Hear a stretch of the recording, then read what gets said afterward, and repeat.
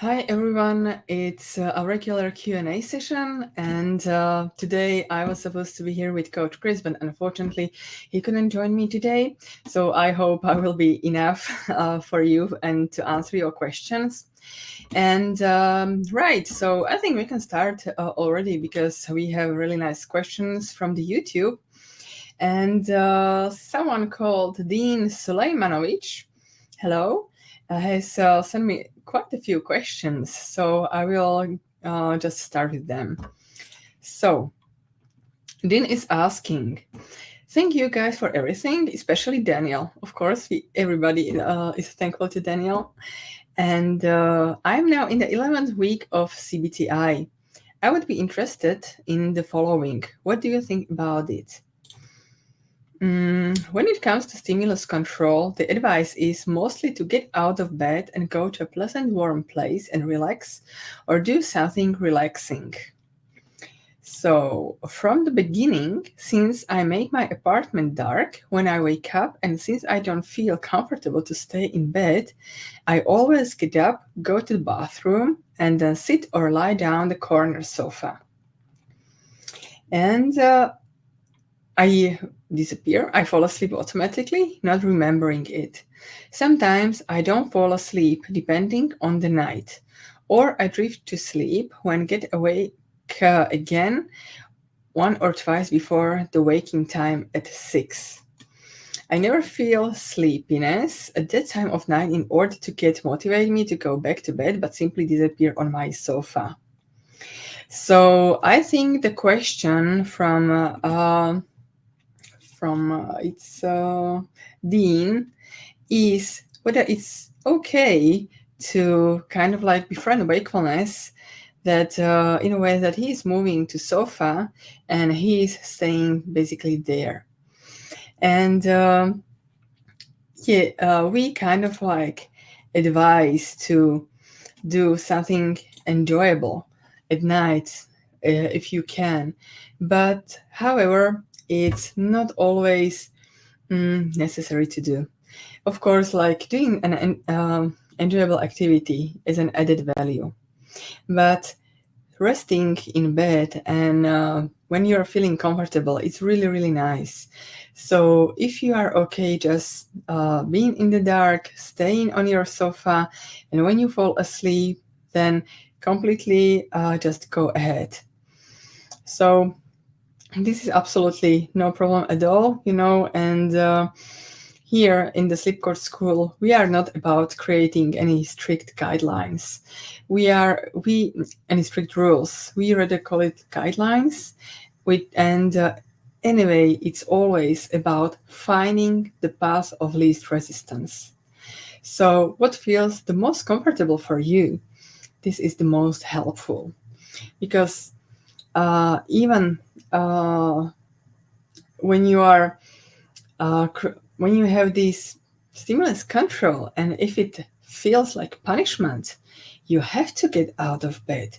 You have to watch the time, and it must be within 20 minutes. It can create a little bit of anxiety.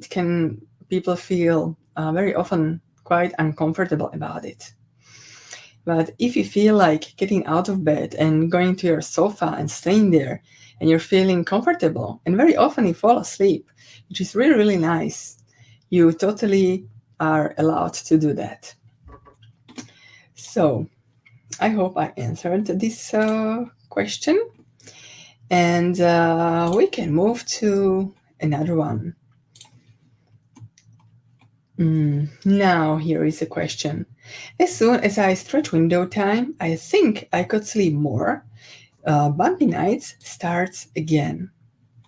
For example, I was in the time window, or I guess sleep window, from 11 p.m. to 6 for the last 5 weeks.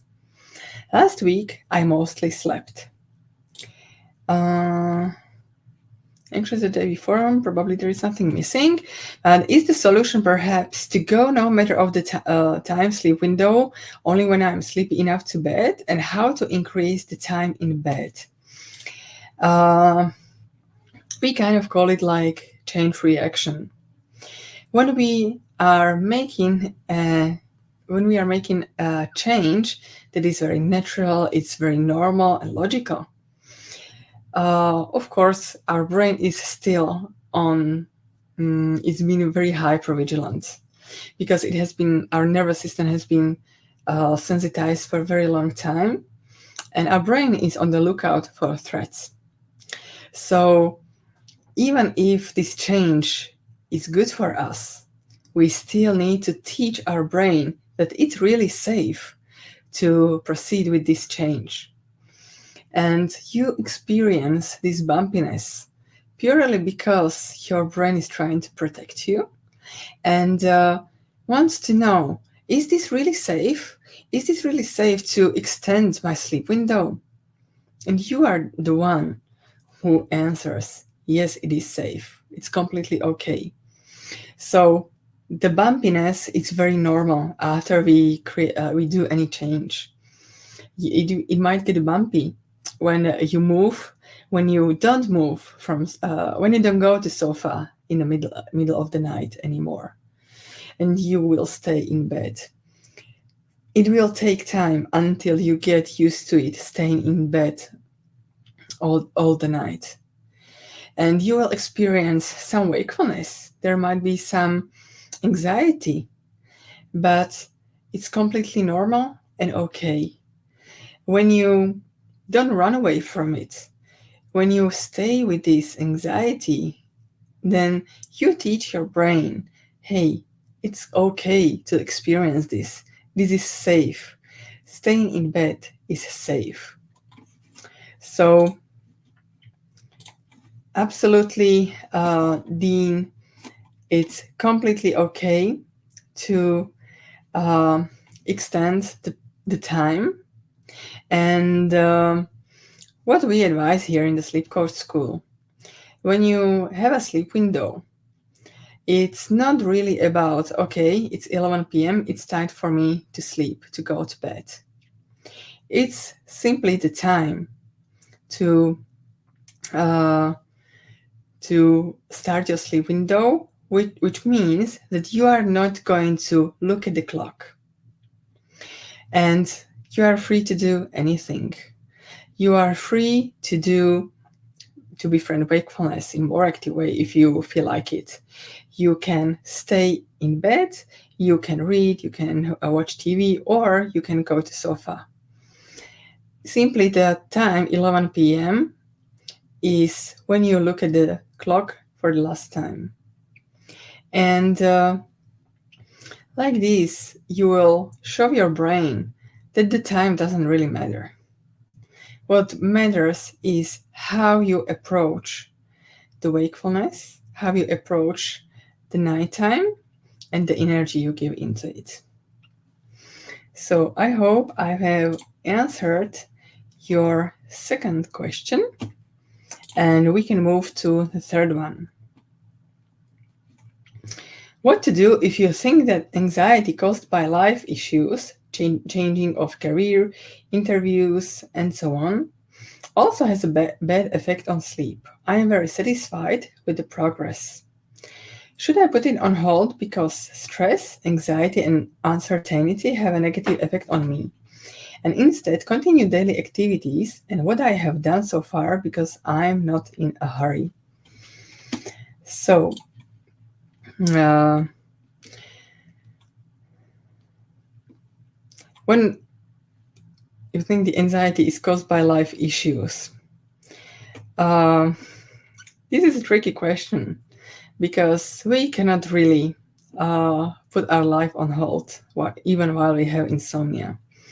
Of course, we can take some time off, but it brings more attention to our insomnia, to how much we are struggling. So, staying in the life and engaging in life as much as possible is really, really helpful.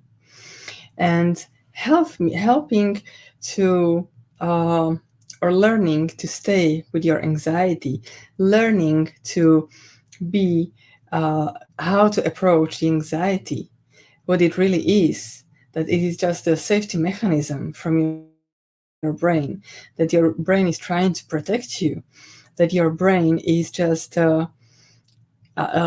giving you kind of like an helping hand, like sending you energy. Hey, this I'm going to help you with this kind of danger. What are you going to do with it? And Daniel often talks about hearing the signal, because sometimes we just need to hear what our brain is telling us. We just need to hear that, hey, I have this anxiety, and it's completely okay. Thank you, brain, you are trying to protect me. So staying with the anxiety and doing things despite of anxiety and with the anxiety is teaching the brain, hey, it's okay to feel anxious. It's completely okay and safe to have this anxiety. So it can have, like you say, a bad effect on sleep, and it's normal, right? So when people are experiencing life difficulties, it would sound weird when somebody tells you like, hey, I just lost a job and I'm sleeping fine, right? So it's completely okay to experience bumpy sleep. And if you think about it, like many people experience bumpy sleep. Many people, if you just listen to them, they complain about their sleep, but they don't have this emotional attachment to it. So when you find this, like it's nothing strange or unusual, then it will often just fade away as soon as this life circumstance changes. So, and yeah, should I put it on hold because stress, anxiety, uncertainty have a negative effect on me? And instead continue daily activities and what I have done so far because I'm not in a hurry. Yeah, absolutely. So it's really, really helpful to engage in life and daily activities. And there are periods in life when we are very creative, when we are really at top performance. But also, there are periods in life when we feel we need to slow down, when we feel that literally our body is telling us, hey, slow down. It's been too much for us. And lately, I had a client who, who, who told me that she's experiencing a bumpy sleep. And because she's having a lot of stress in life, she she has to deal with a household, with children, with really, really difficult and demanding job. And she feels like she can't go on anymore. Of course, this all is reflected in her sleep. She wakes up in the middle of the night and she's constantly ruminating and thinking, oh my goodness, what will I do? How will I handle these problems? And because she's so tired, then her focus is then not only on the life problems, the problems becomes sleep itself. Because she thinks I have to sleep more, so I'm not so tired. And she gets into this vicious cycle of worrying and sleeping less. So basically, what I advised her is because primarily for her, where the problems, the life problems, it's really, really helpful to write down the thoughts on a piece of paper. Our coach Michelle, she has kind of like updated or tuned up a journaling method, which she calls like constructive worry method. This is a very helpful way of listening what our brain is just trying to tell us. And this is really, we can divide it into two parts, two areas. One part is about our life problems, and the other part is about our sleep thoughts. When we have a problem in life that we constantly ruminate about, we wake up in the middle of the night and we ruminate and still trying to figure out how to solve this issue. It's really helpful to write it down in a journal, because when you write it down, it literally feels like, okay, I just take all the worries, all the thoughts on a piece of paper. And I used to do this even sometimes in the middle of the night when I had some kind of a problem. And I felt so much easier, so much better and lighter, that it was easier for me to fall asleep. So when you write down your life problems, anything that you are worried about, then you can write the very next step that it's leading to its solution. And it doesn't have to be the solution itself, just the very tiny first step, how to proceed. Our brain reacts very well to this. The other area, as I mentioned, is about our sleep problems, about our sleep thoughts. What if I don't fall asleep? What if I will not function tomorrow? What if how it will affect my life, how it will affect my private life, my working life, and so on and so on and so on. I believe you all know these kind of thoughts. We have them in our mind constantly swirling around. And so it's really, really helpful to write down all these kind of thoughts on a piece of paper. And then you don't write the very next step that is leading to its solution. We cannot control sleep like this. What you do is read these thoughts again and then see what is the underlying emotion under these thoughts. So when you feel the emotion, then you are again listening the signal that is your brain trying to tell you. And you will see that these thoughts will not fleet around in your brain constantly. You will feel much lighter. And if you do this every single day for 10-15 minutes, it will help you to focus that you do it like every day. And this would be like your worry time.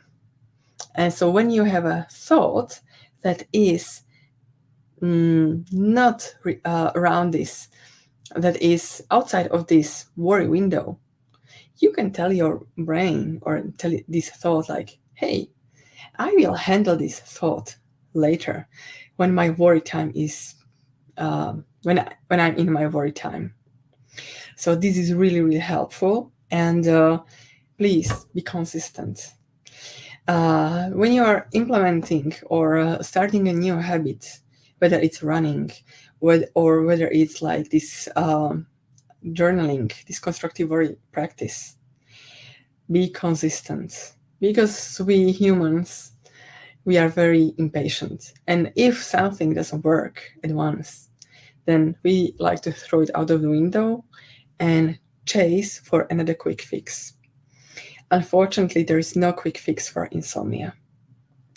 So yeah, you can try this one out. And yeah, I have a question from Flower. Hi, Flower.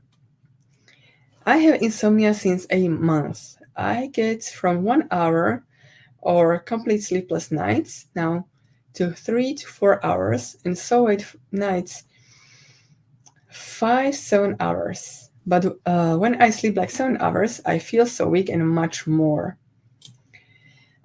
Is it normal in recovery to feel so much more tired and weak when starting sleeping more like sometimes 6 to 7 hours? Yes, this is very normal. Thank you for this question, Flower. And first of all, I'm very happy to hear that you are feeling better, that you are sleeping more, and that you uh, you feel so tired and weak. It's really a part of the recovery. And for many people, it's very confusing because they think like, oh my goodness, is this still really something wrong with me? No, it's really a normal part of it. And I'll explain why. Uh, you just mentioned that you had insomnia like 8 months. And all these 8 months, you've been hyper aroused. You've been awake like a lot of time. And you spend a lot of mental energy.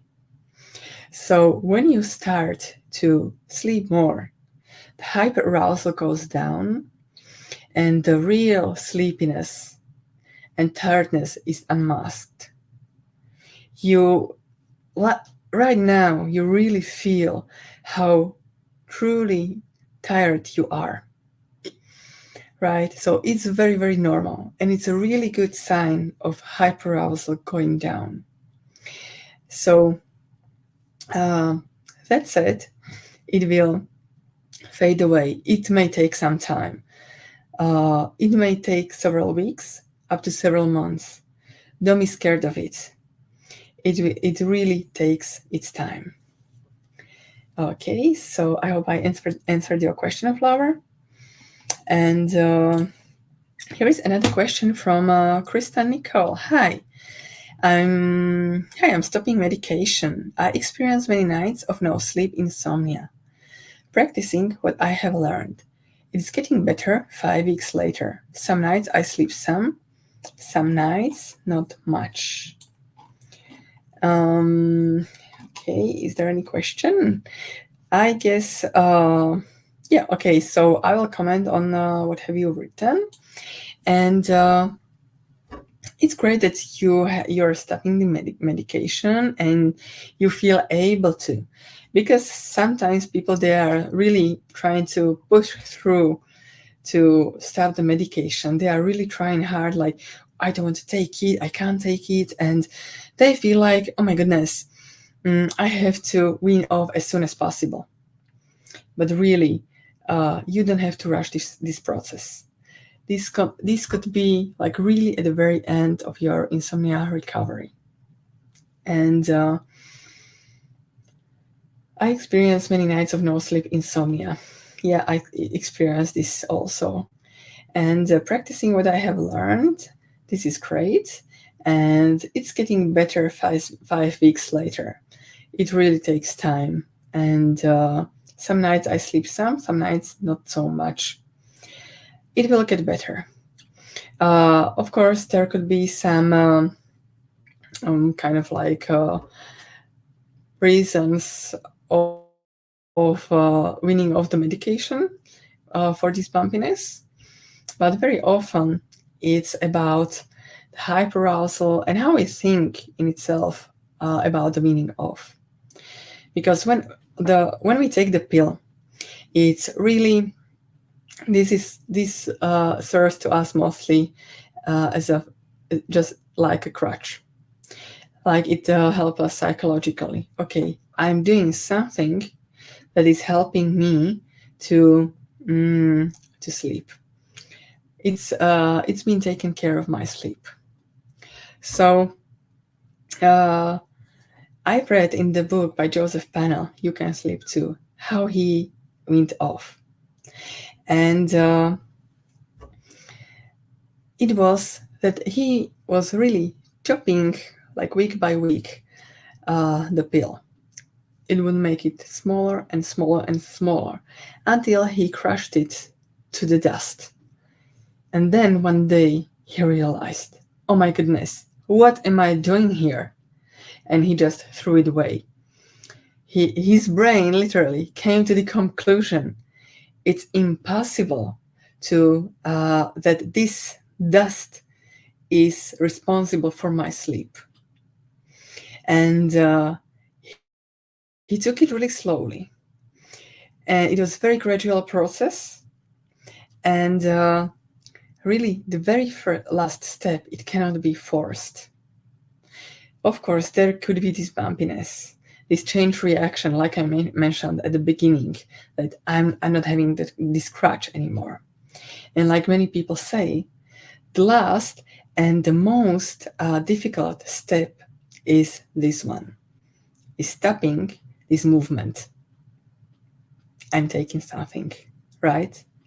So hold on. You are doing a great job, Nicole. And yeah, fingers crossed for you.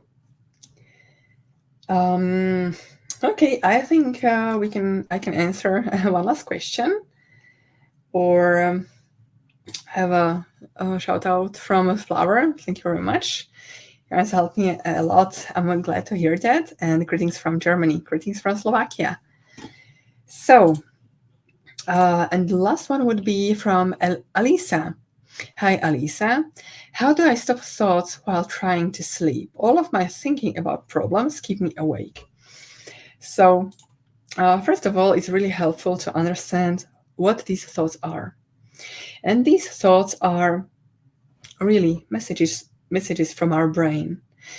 This is the way how our brain is communicating with us. And these questions, these thoughts are mostly a product of our fearful brain, which means that these are mostly anxious thoughts. And you can recognize an anxious thought by, it starts by what if this, what if that, by catastrophizing, right? And it was very common for me. I would lie in my bed quite peacefully, waiting for sleep to happen. And then I got this one question: what if I don't sleep tonight? And then whoosh, just a wave of anxiety washed all over my body. And this for me meant that I'm not going to sleep for the rest of the night because the way I feel right now, because I experienced anxiety. I got palpitations, I got sweaty palms, I got turning stomach. And because I felt like this, I often did not fall asleep for the rest of the night. It was like self-fulfilling prophecy. And I didn't have any past experience from previous nights that it would be otherwise. Then I learned that thoughts are just thoughts. And thoughts have only as much power as we give to them. So when we are afraid, in a day we have like 70,000 thoughts. Why we should believe to some more and to some less. So it's only about the relationship to the thoughts. In case if you get a thought, what if I don't sleep tonight? Then you can answer, okay, I might not sleep tonight, but you can challenge it. I slept, I managed to fall asleep the other time, or I still can befriend wakefulness, or yeah, it's fine. I'll think I am still safe. And because it often creates a lot of anxiety and a lot of unpleasant symptoms, it's really helpful just to connect to these symptoms. If it is palpitations, just breathe into it a little bit, like, okay, I get palpitations. It's okay, and it's just another signal from my brain. I get a little bit more adrenaline running through my body that is causing me to have palpitations. So it's completely okay to experience this. And soon you will see, when you normalize your symptoms, normalize your thoughts, that they will not happen so often, they will be not so persistent, and you will see that they are fleeting. These emotions, these symptoms, they don't want to stay with you forever. They are fleeting, right? Okay.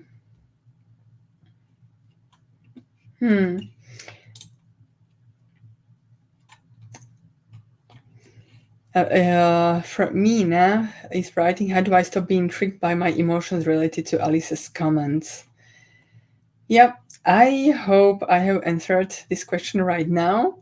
Normalizing the emotions, realizing there is, it's okay to experience them, and that they are fleeting as long as we don't freak about them. Because when we think about the emotions, first, there is this firstly layer of emotions, which is the natural one, and we cannot influence that we have them. We cannot make it stop.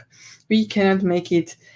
We cannot change in a moment how we feel. It's the natural reaction from our body, from our brain. But where we have the agency, where we have the control, is when is how we react to this emotion. And when we freak out, like I was freaking out at the beginning, like, oh my goodness, I feel so energized. I feel palpitations. I feel upset. I feel angry. I feel wide awake.